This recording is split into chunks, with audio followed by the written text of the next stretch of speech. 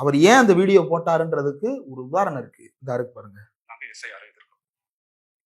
இப்போ புதுசா சில கம்ப்ளைண்ட்ஸ் எல்லாம் வர ஆரம்பிக்குது. அது என்னன்னா முக்கியமா நம்மளுடைய டிவிகே தோழர்களுக்கு அந்த ஃபார்ம் கிடைக்க மாட்டேங்குது, கொடுக்க மாட்டேன்றாங்க அப்படின்ற சில கம்ப்ளைண்ட்ஸ்.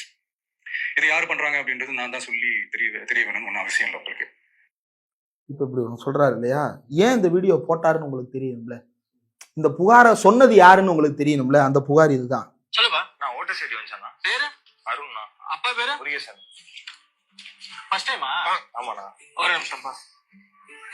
வரலையாப்பா அவனுக்கு? யார்கிட்ட போய் கேட்குறான்? திமுக கொடி வச்சுட்டு உட்காந்துருக்கிற ஒருத்தட்ட கேட்குறான். நீங்க உங்க ஏரியால ஓட்டர் ஐடியா திமுக கரெக்டா தான் வாங்குவீங்களா? திமுக கரெக்டா தான் அப்ளை பண்ணுவீங்களா? நீங்க கேட்டா எந்த கட்சிக்காரங்கனாலும் உங்களுக்கு ஃபார்ம் வாங்கி கொடுக்கறதுக்கும் நீங்க ஃபில்அப் பண்ணி அப்ளை பண்ணி இது வாங்குறதுக்கும் ஹெல்ப் பண்ணுவாங்கன்றது வேற.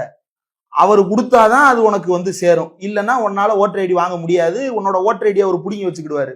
இது எப்படி இருக்கு அப்படின்னா, தாவேகா சார்பா வந்து இந்த 20 லட்சம் ரூபா கொடுக்க போறதா அந்த அறிவிப்பு வந்தது இல்லையா, அது தொடர்பா இடையில வந்து உச்ச நீதிமன்றத்துலலாம் வழக்கு நடந்துச்சு. அதுல அந்த வழக்கு ஒருத்தர் பேர்ல போடப்பட்டது. அவரே சொன்னாரு, என் பேர்ல வழக்கு போட்டிருக்கிறாங்க, எனக்கு அது தெரியாது அப்படின்னு சொன்னார் இல்லையா. அவருடைய பேட்டி ட்ரைப்ஸ்ல இருக்கு, நீங்க அதை போய் பாருங்க. அவர் கடன் வாங்கியிருப்பாரு, அதை திருப்பி மீட்கிறதுக்காக சிலர் உதவி செய்தாங்க அப்படின்னு அதிமுக காரங்க பேரை சொல்லுவார். அந்த கடன் எதை வச்சு அவர் வாங்கினாருன்றதையும் சொல்லியிருப்பாரு. ஆதார் கார்டை வச்சு கடன் வாங்கினேன் அப்படின்னு சொல்லியிருப்பாரு. மக்களுடைய அறியாமையை எப்படி பயன்படுத்துறாங்க பாருங்க. நீங்க அந்த கார்டை கொடுத்துட்டீங்கன்னா நீங்க ஆதார் கார்டு இல்லைன்னு ஆயிருமா உங்களுக்கு? கம்ப்யூட்டர் சென்டர்ல போய் அண்ணன் ஆதார் ஒரிஜினல் பிரிண்ட் அவுட் எடுக்கணும்னு சொல்லுங்க, ஆதார் டவுன்லோட் பண்ணி அழகா அட்டையில பிரிண்ட் அவுட் எடுத்து லேமினேஷன் போட்டு கையில கொடுத்துருவாங்க. இல்லைன்னா நீங்க ஆன்லைன்ல அப்ளை பண்ணீங்க அப்படின்னா வீடு தேடி இன்னொரு ஆதார் கார்டு உங்களுக்கு கையோட வந்து சேர்ந்துடும்.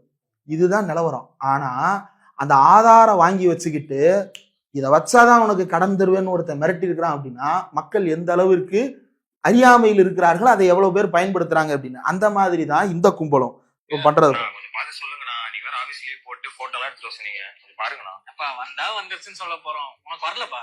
நீங்க கொஞ்சம் பாருங்கண்ணா. ஏ தம்பி இங்க என்னடா? இவர் இன்னைக்கு தான் போட்டோ எடுத்துட்டு வந்திருக்கிறாராம். என்ன சொல்றான்? ஆபீஸுக்கு லீவ் போட்டு போட்டோ எடுத்துட்டு வந்திருக்கேன், கார்டு கொடுங்கன்னு கேட்கிறான். போட்டோவே இன்னைக்கு தான் எடுத்தனா, கார்டு இன்னைக்கு வாங்க. அப்போ மக்கள் மத்தியில ஒரு முட்டாள்தனத்தை ஊக்குவிக்கின்ற வேலையைத்தான் செய்கிறார். உதயநிதி ரொம்ப சரியாக சொல்லி இருக்கிறாரு. அறிவு இருக்கிறவன் அறிவு திருவிழா நடத்துறான், அறிவு இல்லாதவன் பங்களாவுக்குள்ள தூங்கிக்கிட்டு இருக்கிறான்.